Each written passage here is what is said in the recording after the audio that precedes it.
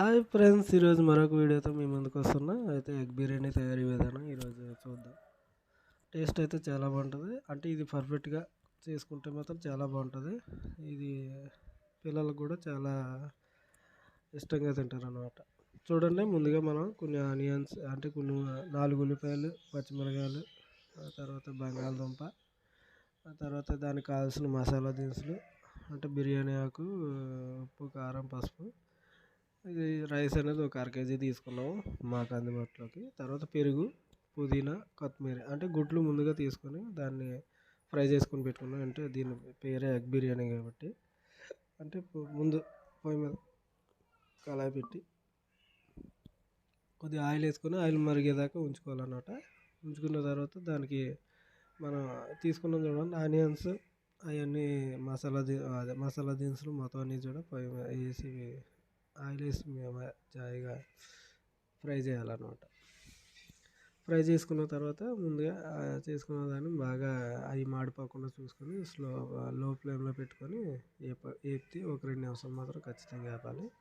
తర్వాత ఆనియన్స్ వేసుకొని అది కూడా ఆనియన్ మసాలా అన్నీ వేసుకొని కూడా అది కూడా 2 నిమిషాలు అనేది మనం లో ఫ్లేమ్లో పెట్టుకొని వేపుకోవాలి.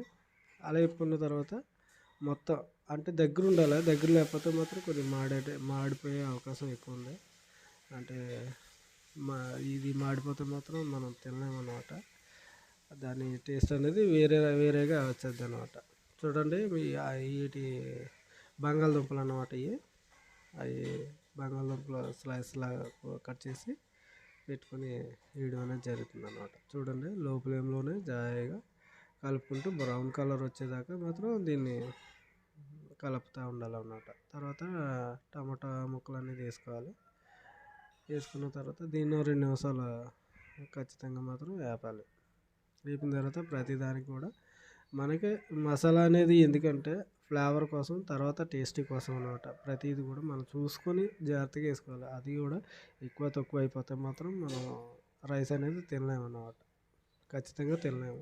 దీంట్లోకి అయితే మనకి వేరే కర్రీ అనేది అవసరం లేదు. ఎందుకంటే ఇదే కూడా కర్రీలాగా మనం తయారు చేసుకోవడం జరుగుతుంది కాబట్టి ఓన్లీ రైతా ఉంటే చాలు. దీంట్లోకి ఇంకేం అవసరం లేదు. ఈజీగా తినేయచ్చు అన్నమాట. పిల్లలు కూడా చాలా ఇష్టంగా తింటారు. చాలా టేస్టీగా కూడా ఉంటుంది అన్నమాట. చూడండి, ఇలాగ ప్రతిదీ కూడా మనం ఏమైతే తీసుకున్నామో అవన్నీ కూడా కొద్దిగా వేసుకోవాలన్నమాట. వేసుకొని బాగా కలబెట్టుకోవాలి.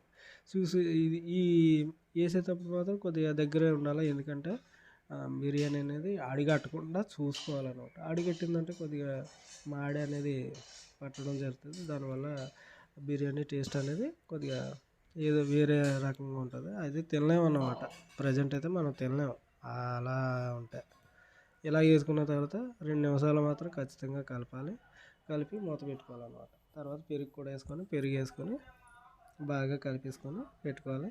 తర్వాత మనం అదే 6 కేజీ రైస్ తీసుకున్నాం కదా, 2 గ్లాసులు నా కొలత ప్రకారం 2 గ్లాసులకి వాటర్ 4 గ్లాసులు వేయాలన్నమాట.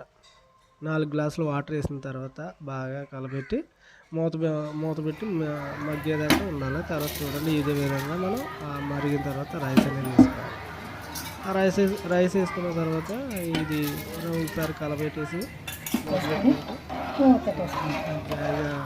లో ఫ్లేమ్లోనే కాబట్టి పెద్ద నీళ్ళు సమానంగా వేసుకున్నాము. బియ్యం నానుకొని కాబట్టి ఇంత వేసుకున్నాం.